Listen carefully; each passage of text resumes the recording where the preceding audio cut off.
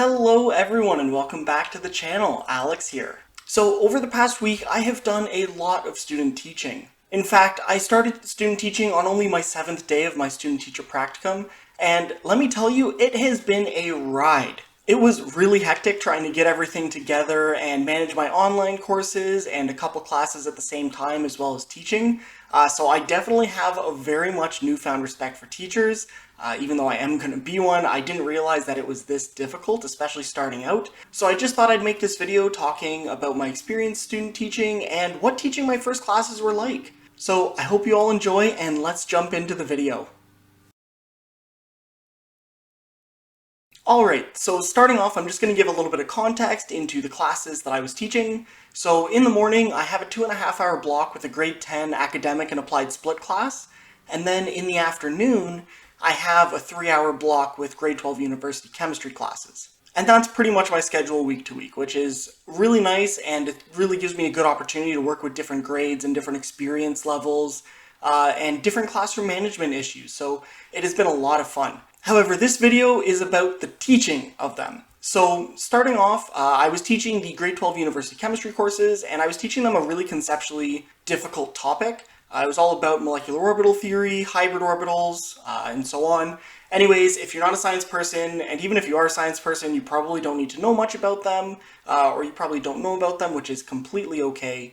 It's a very specific and very niche topic that we cover in grade 12 chemistry, but it is probably the most conceptually difficult topic in the whole course. But the way that the week works is, in our school board, we have classes 1 and 2 one week every day for 3 hours. And then in the second week, we have classes 3 and 4 every day for 3 hours. So these students I hadn't seen in a week, so it's been a week since they practiced their chemistry. So the first thing I needed to do was do a quick review lesson. And I did that through about a 30-minute Kahoot quiz, just to really get the students engaged and active and have them trying to remember and practice their skills on topics that we've already covered.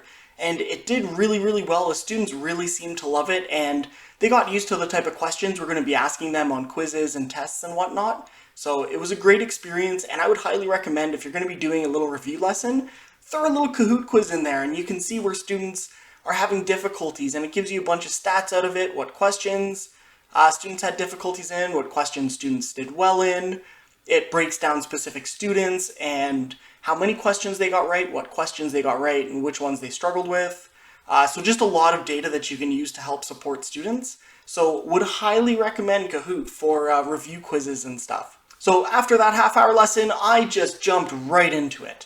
I was working with the students, I was using the Blackboard and being on Zoom. There were a couple hiccups. Our school internet isn't that great at the moment, so there was a lot of cutting out, and I kept having to re-explain things for my online students, which is, it's okay, it's the way the world is working right now, but it definitely was pretty difficult, which I'm not super happy about, but you know, there's always going to be challenges. To be honest, it threw me off a little bit on the first day, but I think I got more adapted to it as the week went on. So overall in my lessons, I love to use a lot of demonstrations and a lot of little short video clips just to sort of, you know, I'll talk for 5 minutes, I'll play a couple minute video clip, we'll go over it, we'll talk about our expectations and so on. I think I do really have a good personality for the type of course that I'm teaching, because I don't really like to teach so much. I like to ask my students on their thoughts, and I like my students to sort of work their way there, especially as we're talking about conceptual topics. I really love their input, and I think every time I try to teach something, I throw in like 3 or 4 questions and just like give them the opportunity to respond and share their thoughts. And I have a really responsive class, which is really nice because I can find out where they're struggling or not. So I think on the first day I needed to work a little bit more on using visual representation. Again, it's my first time standing up and teaching a full 3-hour lesson in front of, I don't know, 17-year-olds. I've done some lecturing in university, but not to the extent that was required here for the class. So it's fine. But yeah, I need to get a little bit better at doing visual cues and representations, because as my mentor teacher said, students' spatial skills really aren't developed. So while using your hands and your fingers to explain things, or, you know, to show like maybe 2 balls crashing into each other, to do like kinetic collision theory, it's not really the best. It's better to like blow up a balloon and use it and to bounce balloons off each other. So I really needed to work on that, and I think as the week went on, I got better and better at that. And then also, just to do with the online teaching, is sometimes when you're teaching, you work your way off screen a little bit, and maybe you're working up here, and it just doesn't work as well. So you always need to be sure that you're bringing yourself back and you're sort of moving around your camera and your microphone.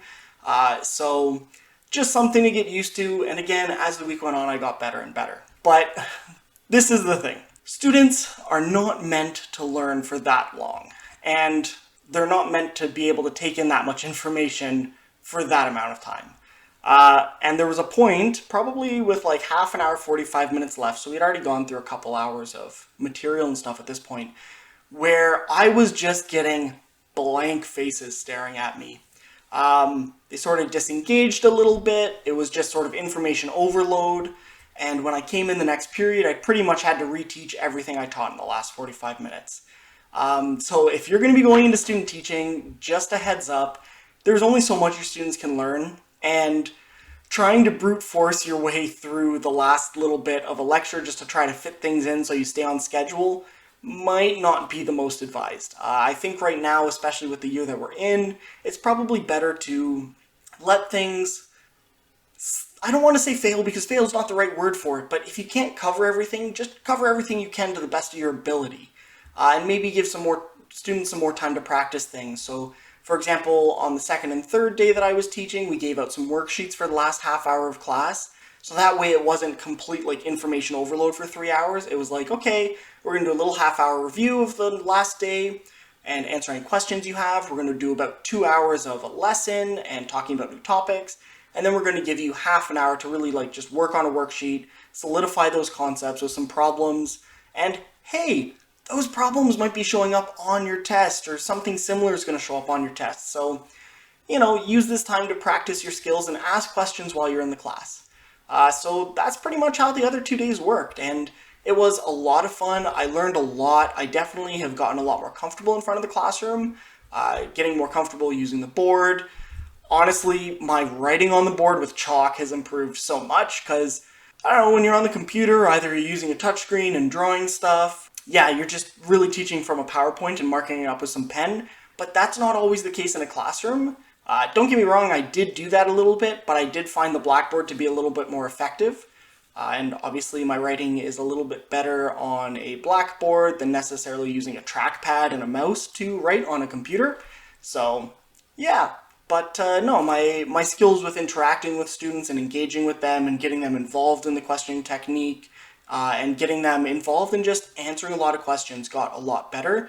I also really got to understand, like, even though students say they understand something and are okay with something, they probably don't. And there's probably a handful of kids in the class who don't feel comfortable with the concept yet, but you have to weigh, do I soldier on for the rest of the class, or do I wait until everyone has understood this concept before I move on? And there's a fine line, because you can't spend 2 hours talking about one specific thing if you're supposed to cover a full lesson. But at the same time, if students don't understand the base knowledge, you're pretty much going to have to start from scratch, and just getting behind in a 3-hour lesson is really, really tough. So I think I've mastered that a little bit better. It's not perfect, and I can use a little bit more visual cues from the students, but overall I think I did improve a lot.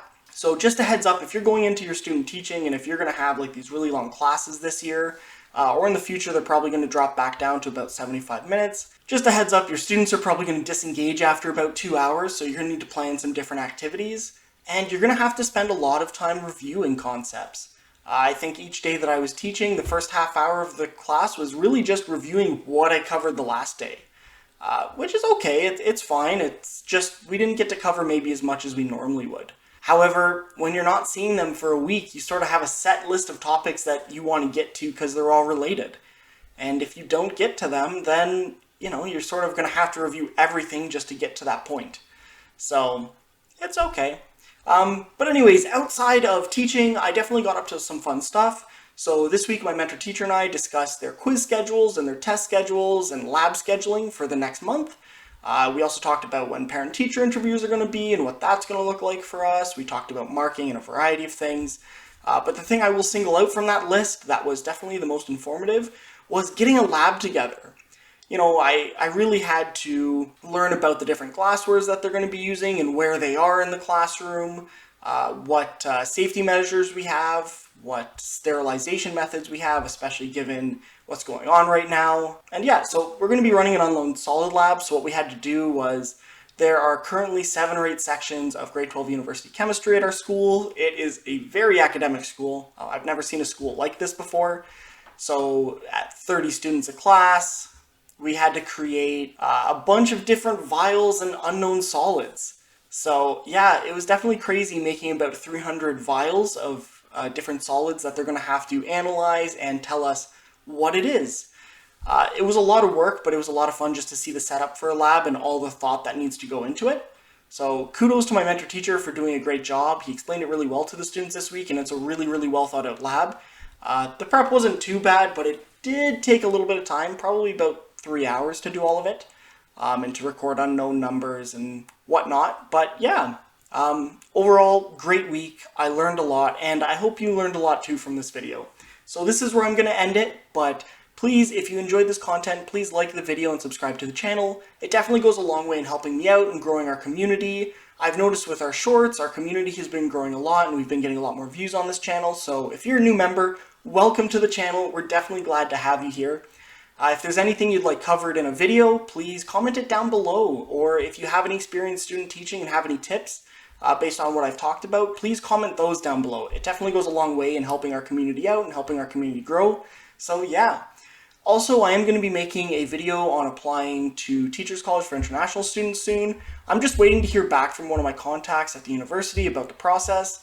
There's been a couple things that have changed this year, so I just really wanted to solidify a couple things before I, write my script or my talking points and then film a video from that.